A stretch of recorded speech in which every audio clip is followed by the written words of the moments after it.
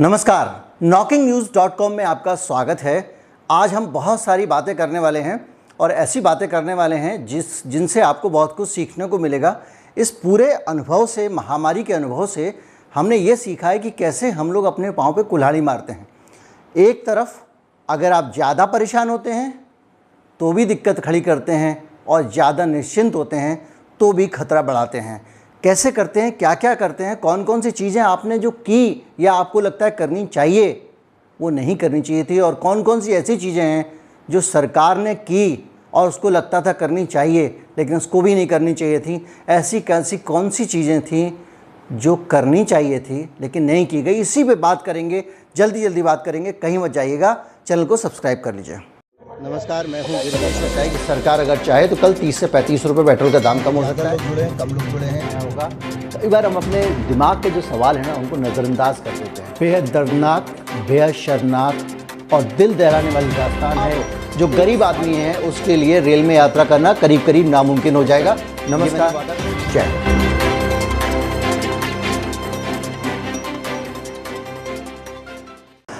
आप सब्सक्राइब करने के साथ साथ लाइक कर लीजिए, भी बोलना ज़रूरी है क्योंकि फेसबुक पे भी चैनल आ गया है और वहाँ पे भी छा गया है।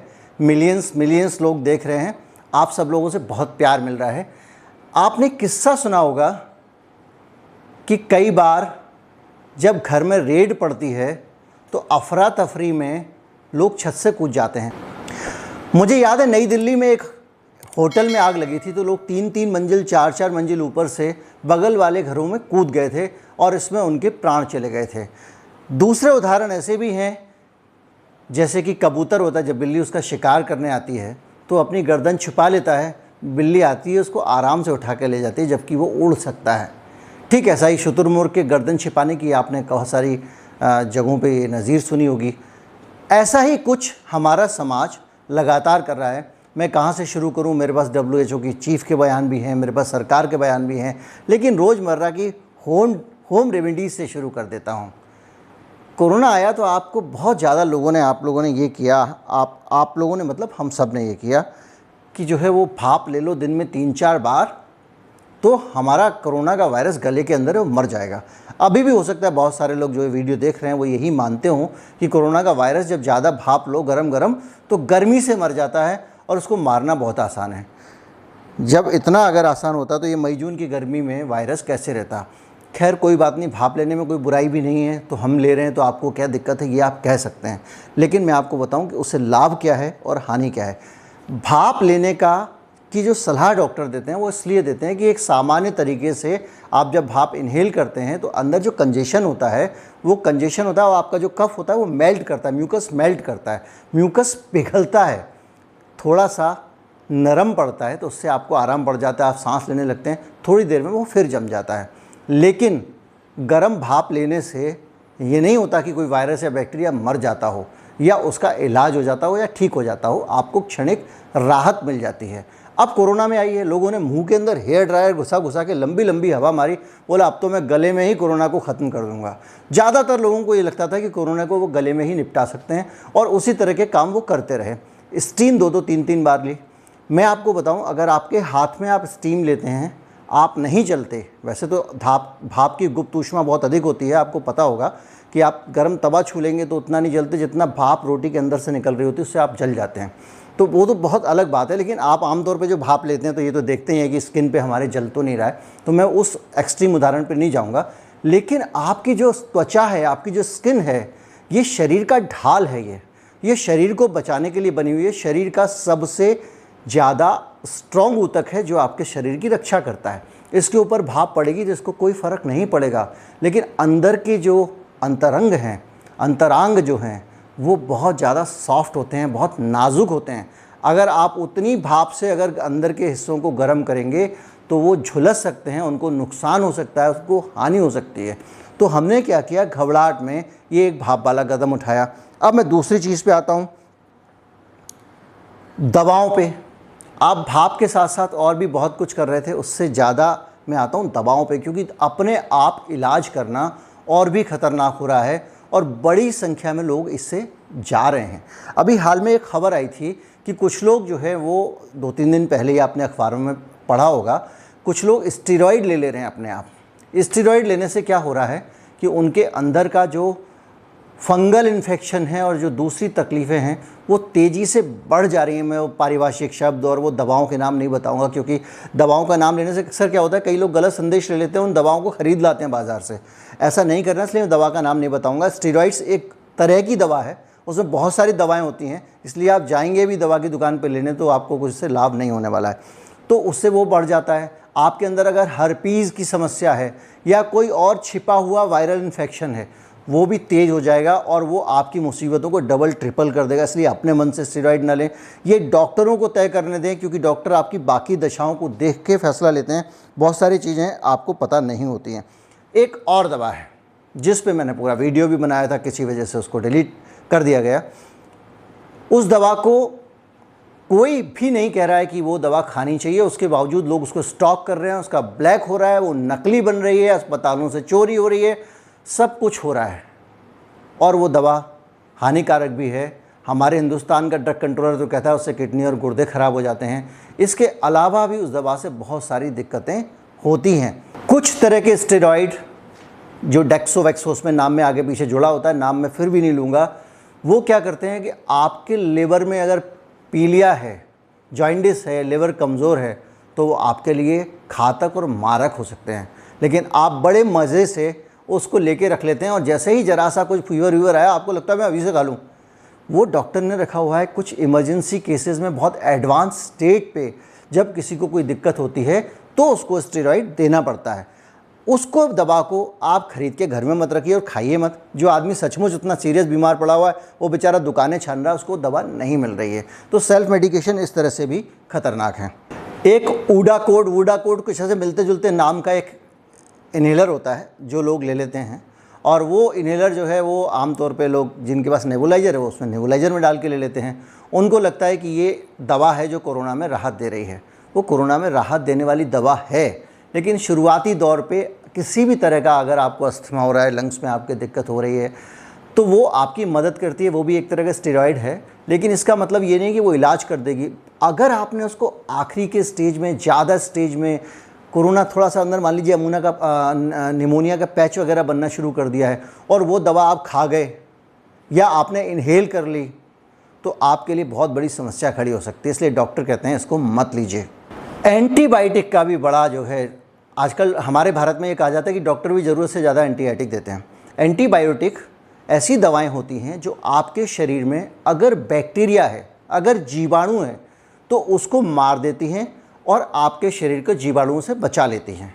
लेकिन विषाणु जो होता है, वायरस जो होता है, उसमें और बैक्टीरिया में बहुत अंतर होता है। विषाणु बैक्टीरिया से बहुत ज़्यादा सूक्ष्म होता है और वो जो है उसके अंदर प्राण नहीं होते हैं कि आप उसको मार दो। जैसे कि वायरस विषाणु ही है और जैसे कोरोना वायरस है। तो अक्सर क्या करते हैं लोग, एंटीबायोटिक दे देते हैं, एंटीबायोटिक ले लेते हैं। गले में ज़रा खारिश हुई, बोले बढ़ेगा, उससे पहले गले वाला एंटीबायोटिक ले लो। आजकल बहुत लोग खा रहे हैं। अब उस गले में काम करने वाले एंटीबायोटिक को जो बनाया गया है वो इसलिए बनाया गया है कि डॉक्टर उससे आपका इलाज करें और आपके गले में जब कोई दिक्कत हो रही है और बैक्टीरियल इन्फेक्शन हुआ है तो उसको दूर करें। अभी एक तर्क और इसके साथ में दिया जाता है कि भैया मान लीजिए आपके अंदर वायरस का इन्फेक्शन हुआ, अब उस वायरस के इन्फेक्शन के बीच में एक बैक्टीरिया भी कहीं से चिपक गया, तो बैक्टीरिया को ठीक करने के लिए, जिसको डॉक्टर कहते हैं सेकेंडरी इन्फेक्शन है, एंटीबायोटिक देनी पड़ती है। लेकिन फिर भी वो डॉक्टर को देने दीजिए, इसलिए देने दीजिए क्योंकि आपका शरीर पहले ही वायरस से संघर्ष कर रहा है। आपने उसको ऊपर से एक एंटीबायोटिक और दे दिया, शरीर को और परेशानी हो गई। अब वो एंटीबायोटिक जाके आपके लिवर में तरह तरह की दिक्कतें खड़ी करेगा तो बचना मुश्किल हो जाएगा। ये भी एक सलाह दी जा रही है कि आप किसी भी तरह से कोई एंटीबायोटिक भी अपने आप ना लें और उस डॉक्टर को दिखा के लें जिसको सारी चीज़ें पता हों या जिसको आप सारी चीज़ें लगातार बता रहे हों। इसके अलावा मैं आपको बहुत सारी ऐसी चीज़ें बताऊंगा कि किस तरह से हमारे लोगों ने इसको काबू करने के लिए क्या क्या किया है, कौन सी चीज़ें आप कर सकते हैं, क्या नहीं करना है तो मैंने आपको बता दिया। आज की तारीख में क्या कर सकते हैं वो भी बहुत अहम है, तो मैं उस पर भी आपके पास आऊँगा। लेकिन उससे पहले मैं वो बताऊँ कि वो कौन सी चीज़ें हैं जो आपको नहीं करनी चाहिए थी और कर दी, वो हैं सरकार की चीज़ें। ऐसी कौन सी सरकार की चीज़ें हैं जो उसको नहीं करनी चाहिए थी जो उसने कर दी। ये मैं नहीं कह रहा हूँ, सरकार बहुत बड़ी होती है, उसमें बात करने के लिए भी बड़े बड़े लोग लगते हैं। जो चीफ साइंट हैं विश्व स्वास्थ्य संगठन WHO की, उनका नाम है सौम्या स्वामीनाथन। उन्होंने ये कहा है कि भारत सरकार ने अपने यहाँ पे बिला वजह की भीड़ इकट्ठी की। ये दूसरा उदाहरण है। जब मैं कह रहा था आपको कि हम बिला वजह परेशान हो जाते हैं तो बहुत सारी दवा खा लेते हैं, ये कर लेते हैं, वो कर लेते हैं, ये ठीक उस तरह का उदाहरण है कि आग के और चोर के डर से आप ऊपर की मंजिल से कूद के टांग तोड़वा लें। अब मैं आपको बता रहा हूँ वो उदाहरण जिसमें कि आप कबूतर की तरह गर्दन छिपा लेते हैं और शुतुरमुर्ग की तरह रेत में सिर घुसा लेते हैं और सोचते हैं मुसीबत नहीं आएगी। जो काम हमारी सरकार ने किया, मैं नहीं कह रहा हूँ, WHO की चीफ साइंटिस्ट जो हैं वो बता रहे हैं। उनका कहना ये है कि जो दुनिया भर की आपने भीड़ लगाई, मजमे किए, अब उसमें आप जोड़ लीजिए चाहे हरिद्वार का कुंभ हो, बंगाल का चुनाव हो, उसके कारण ये चीज़ घातक हो गई और बेकाबू हो गई। आपने इतना ज़्यादा फैला दिया उसको, इतनी ज़्यादा गैदरिंग हुई तरह तरह की हिंदुस्तान में कि उनको रोकना असंभव हो गया। अब उन गैदरिंग्स में कहाँ से आया ये मैं आपको बता चुका हूँ, फिर बताऊँ। ये मेरा मानना है और ये मैंने आंकड़ों से अपने वीडियोस में इस्टेब्लिश किया है। मैं कोशिश करता हूँ कि एक वीडियो जो है वो यहाँ पे फिर डालूँ ऊपर और उसको आप देखें।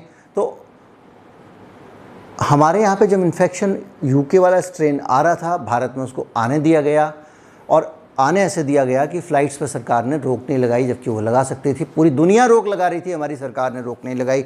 सिर्फ लंदन की 67 हीथ्रो वाली फ़्लाइट रोकी। पूरे आसपास के देशों से लोग लंदन से उन देशों के माध्यम से आते रहे और यहाँ बीमारी फैलाते रहे और उस रोक को भी बड़ी जल्दी वापस ले लिया था सरकार ने। पूरा वीडियो है। तीसरा, एक विज्ञान पत्रिका है लैंसेट, उसके संपादकीय में उन्होंने बड़े तगड़े प्रहार किए हैं भारत सरकार पे। वो पूरी दुनिया में कोविड पे बहुत सारी बातें बताती रहती है। उसी पत्रिका ने सबसे पहले एयर स्प्रेड और दूसरी चीज़ें बताई थी।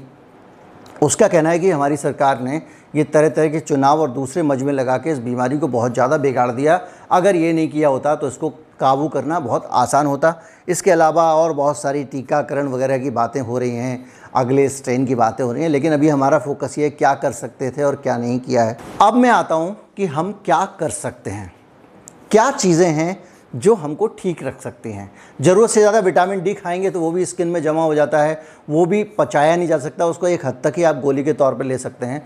तो जो मोटा मोटा आप कर सकते हैं, जो समझ में आता है, उन चीज़ों में से एक ये है कि सभी रंगों का भोजन करें।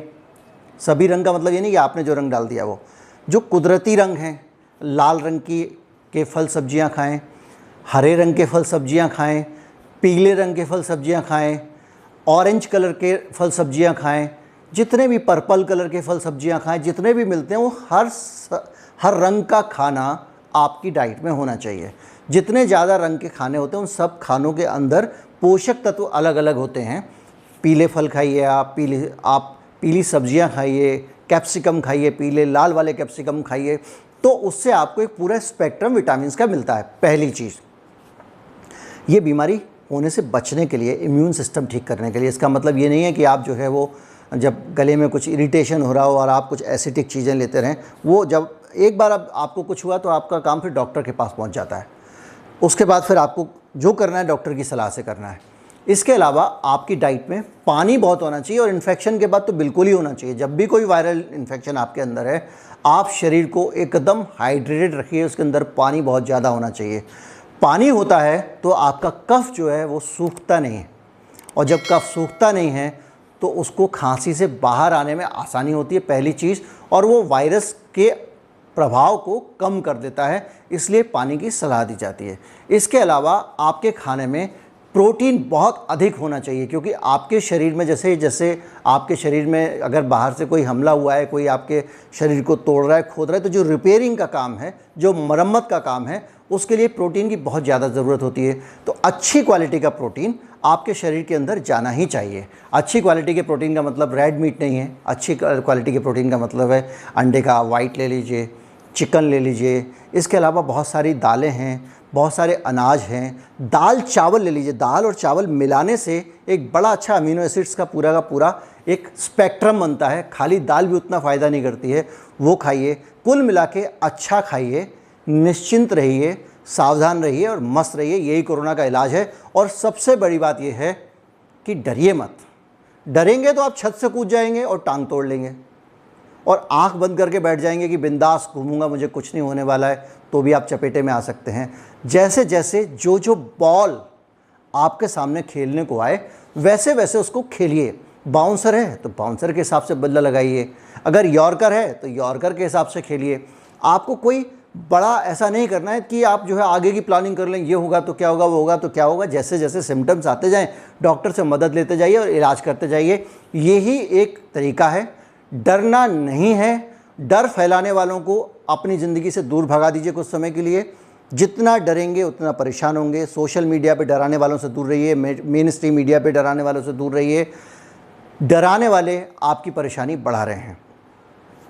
चैनल को सब्सक्राइब कर लीजिए, फेसबुक पे हैं तो लाइक कर लीजिए, ज़्यादा से ज़्यादा लोगों को जोड़िए। नमस्कार, जय हिंद।